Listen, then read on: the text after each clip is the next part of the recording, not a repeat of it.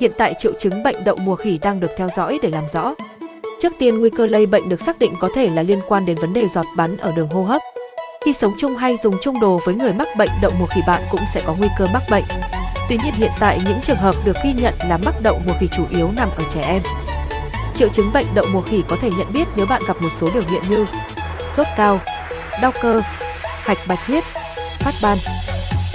Thông thường bệnh này có thể kéo dài 2 đến 4 tuần và triệu chứng bệnh đậu mùa khỉ được phát hiện sau khi cơ thể nhiễm virus từ 5 đến 21 ngày. Hầu hết các ca đậu mùa khi ghi nhận đều thấy rằng biểu hiện ban đầu phần lớn là sốt, đau đầu, ớn lạnh, sưng hạch bạch huyết và kiệt sức. Với người bệnh đã khởi phát cơn sốt, phần lớn người bệnh đều nổi ban kèm ngứa ngáy 1 đến 3 ngày. Mặt là bộ phận đầu tiên xuất hiện và sau đó sẽ lan rộng sang các bộ phận còn lại trên cơ thể. Ban đầu mụn có mủ nước sẽ chỉ xuất hiện lưa thưa, nhưng sau đó sẽ phát tán và số nốt có thể đến hàng nghìn. Bên trong mỗi nốt mụn chứa đầy dịch được gọi là mủ. Khi điều trị tốt, chúng sẽ dần đóng vảy và tiêu biến dần đến khi da trở lại trạng thái bình thường. Triệu chứng bệnh đậu mùa khỉ. Với Covid-19, nguy cơ lây nhiễm đến từ giọt bắn. Nhưng bệnh đậu mùa khỉ lại lây nhiễm là tiếp xúc gần hay dùng chung đồ với người nhiễm bệnh.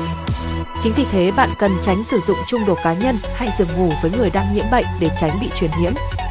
Dựa theo những phân tích y khoa, bệnh đậu mùa khỉ có 3 con đường lây nhiễm chính cần lưu ý.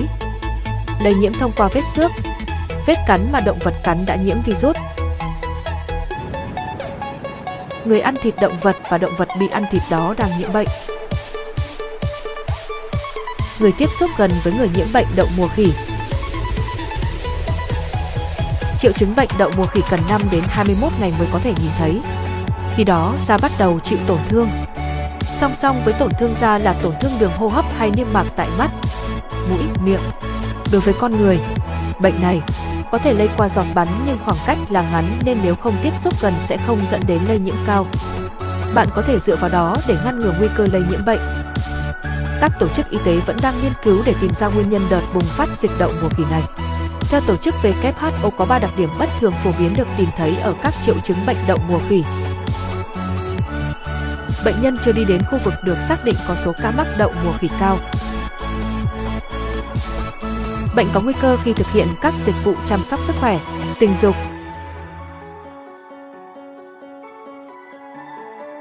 Sự lây lan của dịch bệnh rất âm thầm và chỉ trong một khoảng thời gian.